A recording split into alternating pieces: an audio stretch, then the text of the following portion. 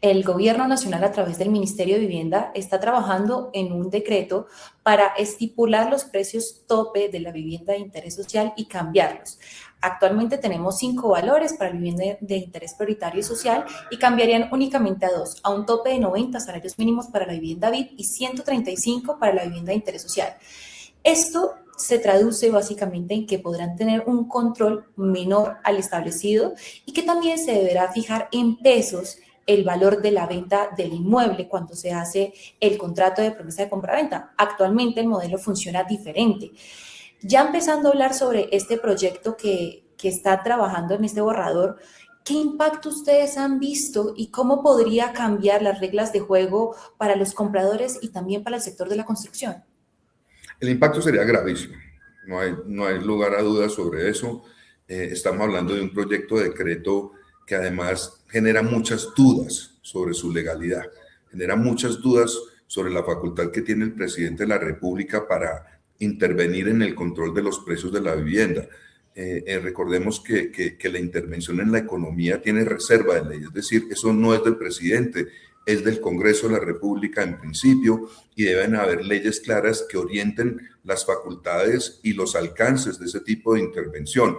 Que en materia de vivienda, lo único que existe hoy es la obligación de fijar los precios tope en salarios mínimos.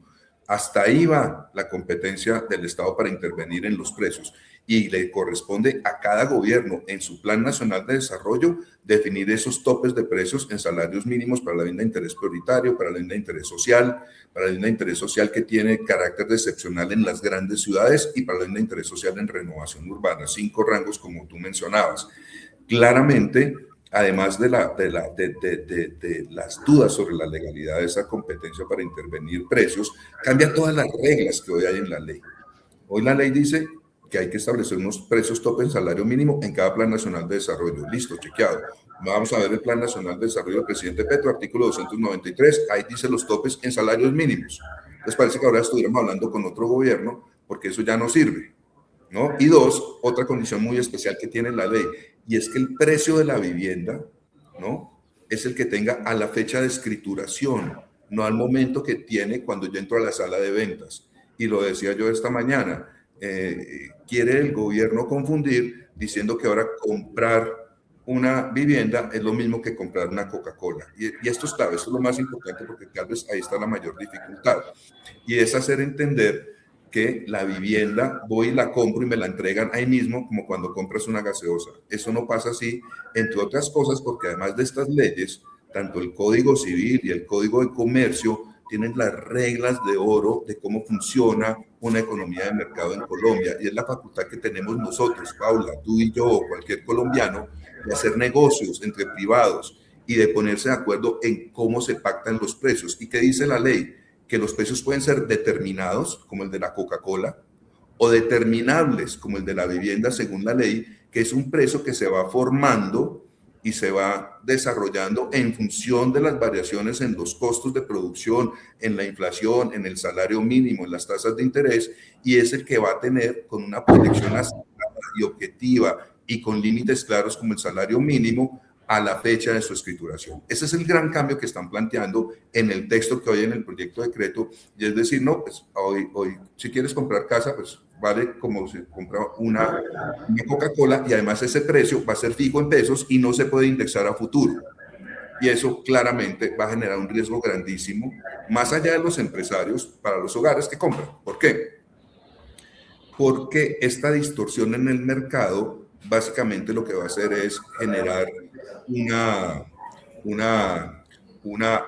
ceguera económica. No vamos a poder determinar en precios fijos de hoy si la vivienda que va a entregar en 3 años va a estar dentro de los topes del precio de vivienda, porque tengo que proyectar con factores como inflación o salario.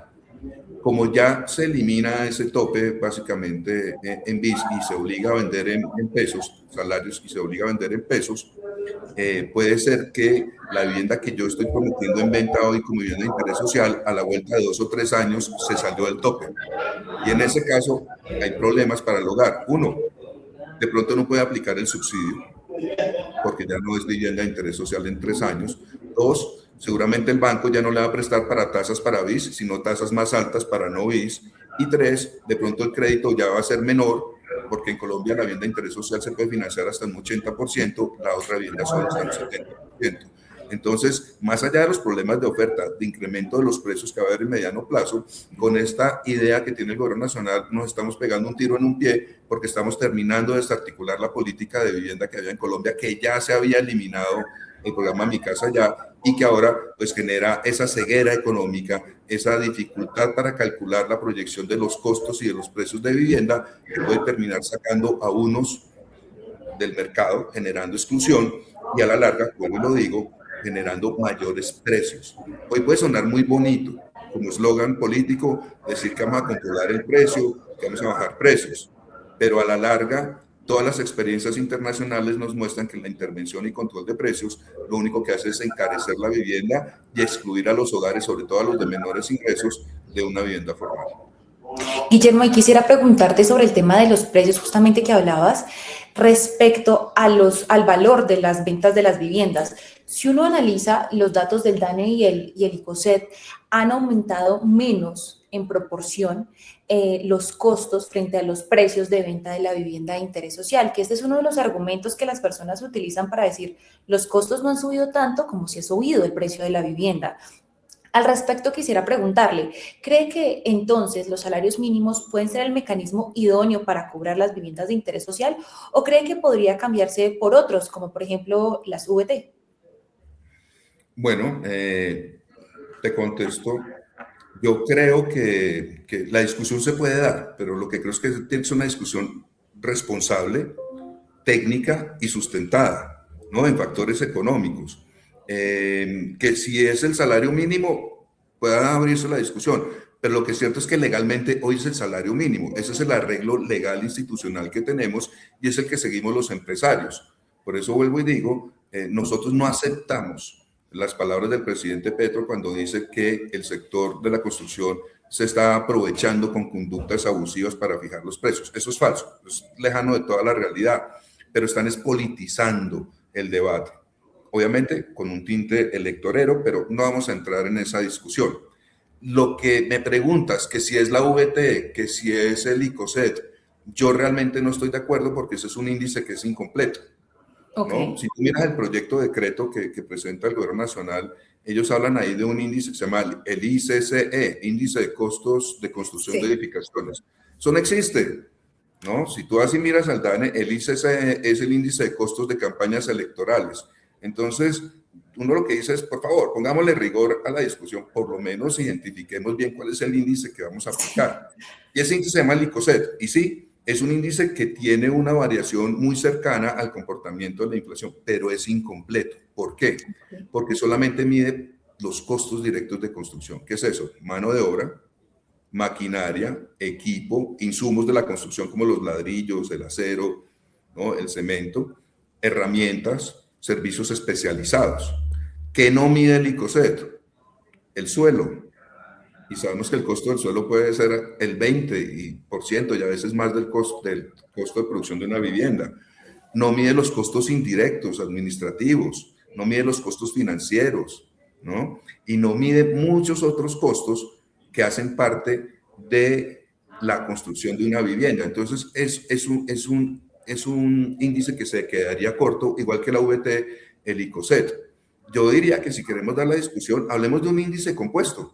Un índice que mida la evolución del precio del suelo, de los costos directos de construcción, de la inflación, de los salarios y crear una nueva forma de hacerlo. Pero por ahora hay que cumplir con la ley y la ley dice que es salario mínimo y lo que no puede venir a hacer el gobierno ahora es decir, no aplique el salario mínimo y aplique precios fijos en pesos a fecha de hoy que no puede indexar a 2 o 3 años. Eso es lo que dice el decreto. Control de precios, nuevamente muy desafortunado, con impactos negativos como se han visto en otros países. Imagínate esto. Ahora, pues preparándonos para esta discusión, me puse a mirar literatura internacional, pero me encontré un caso que me llamó la atención mucho, y fue Suecia.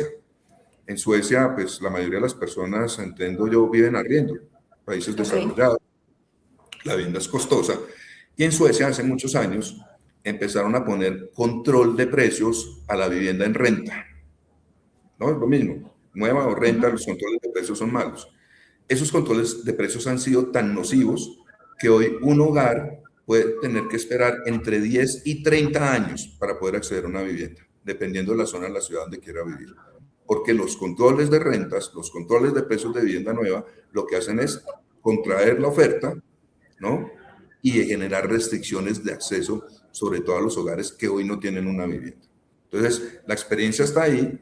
Le preguntaría uno al gobierno nacional cómo están pensando manejar o sostener la oferta de vivienda en Colombia, que sabemos que durante este gobierno del presidente Petro, pues ha venido en franca caída, generando pues los desistimientos que hemos hablado, generando entre otras cosas eliminaciones como el programa de Mi Casa Ya y sobre todo sobrecostos para las familias.